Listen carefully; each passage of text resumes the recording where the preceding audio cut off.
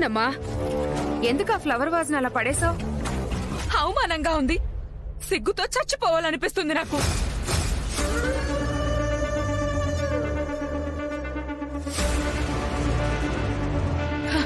తలెత్తుకుని తిరగలేకపోతున్నాను బయట.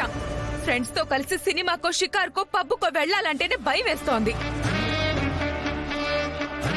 ఎక్కడికి వెళ్ళినా మీ తోడికోడలు మత్తు పదార్థానికి ఎడిక్ట్ అంట కదా. మీ తోడికోడలు మత్తు పదార్థం తీసుకుని గేమ్ ఆడిందట కదా. ఇదంతా మీ తోడికోడలు గొప్పతనం కాదంట కదా. అంతా మత్తు పదార్థం మయవే కదా అంటుంటే నా తల పగిలిపోతోంది.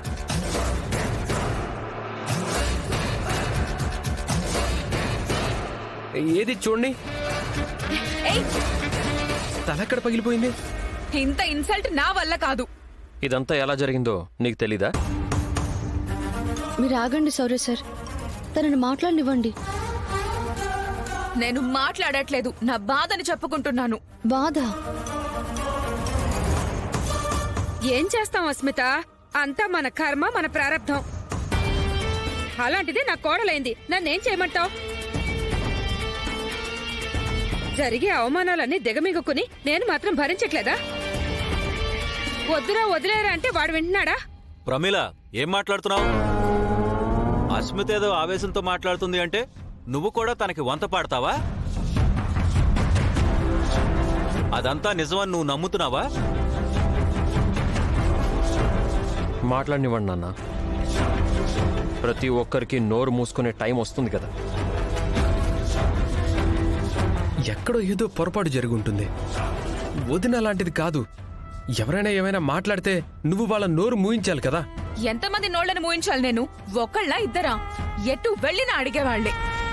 అయితే ఇప్పుడు ఏమంటావు? ఇకపై నేను ఇంట్లో ఉండలేను.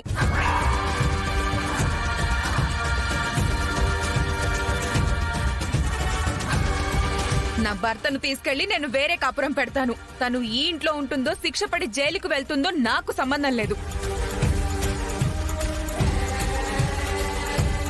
నేను మాత్రం ఈ ఇంట్లో తనతో కోడలి హోదాని పంచుకుంటూ ఉండలేను.